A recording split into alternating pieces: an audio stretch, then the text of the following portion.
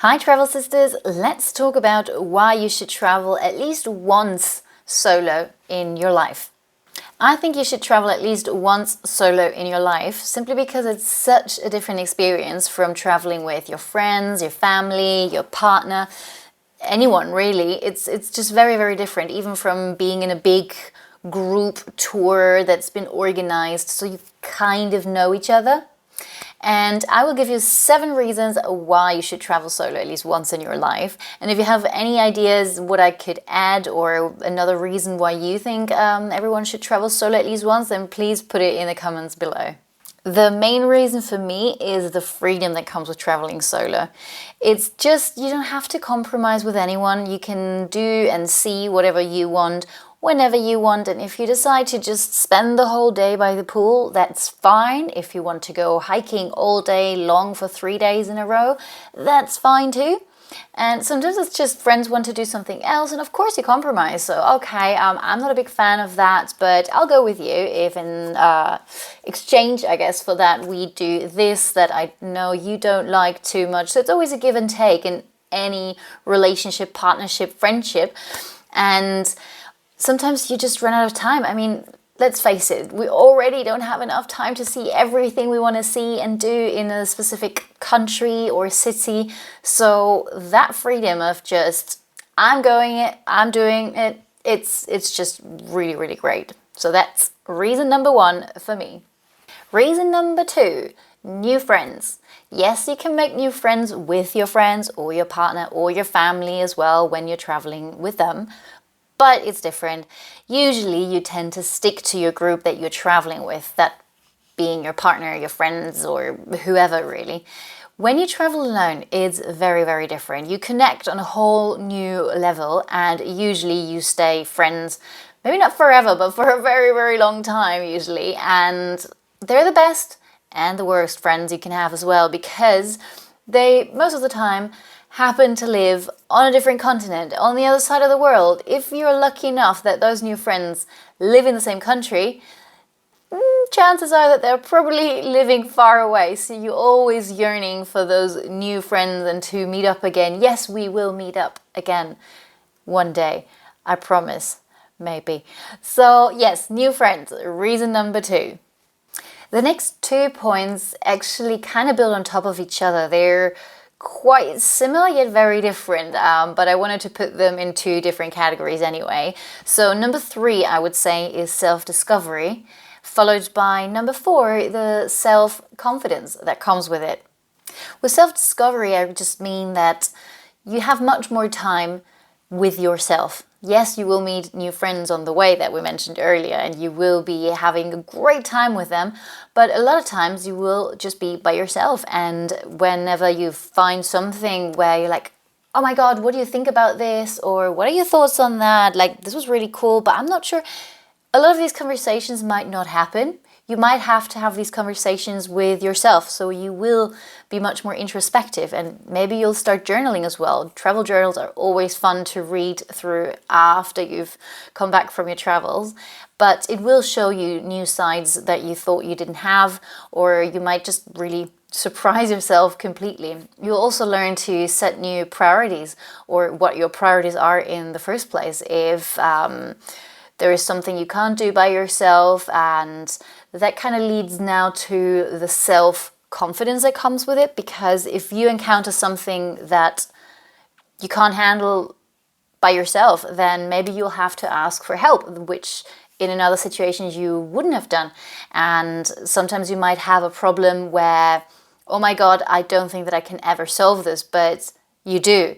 And then you know, hey, actually, I can do this, and why was I so afraid of this in the first place? For example, I went from Shanghai all the way to Beijing by myself. Google is blocked in China, so Google Maps wasn't really helpful, and I don't speak any Mandarin. I tried, and hopefully I didn't insult anyone, because it's not the easiest language to pronounce, and the English they speak isn't the best. It's not that easy to find someone that can help you. And I was really scared to go by myself, and I thought, oh my God, I'll just get lost, or I'll get stuck somewhere, and what if, maybe I should just stay where I am with my friends who couldn't make that weekend that I had picked, the only weekend I could go. And I just gave myself an inner push and said, you know what, you are going. What's the worst can happen? Okay, let's not talk about that for now. But I went, and I made it all the way back, and it was a great experience. And ever since, I say, well, if I can make it from Shanghai to Beijing by myself, without internet, without speaking Mandarin, not much communication with other people in general, then I can get anywhere. So my self-confidence went through the roof after that, which was great. Number 5 is greater awareness. At least that's the title I gave it in the blog post that goes with this video. Greater awareness simply because when you're traveling with friends or family, you tend to get caught up in conversation, which is great, don't get me wrong, makes for great memories as well. But sometimes you just might walk past that little tucked away coffee shop because you were so caught up in your conversation that you just didn't see it, which might have been a great local spot for the best local French croissants. Who knows? So my point is that when you're traveling solo, you will have much more in-depth experience of the areas that you're exploring. And also, when you're traveling alone, you might notice that cute guy or girl across the street that's, giving you the look, and which leads me to the next point, number 6, romance. Yes, a good travel romance is always fun.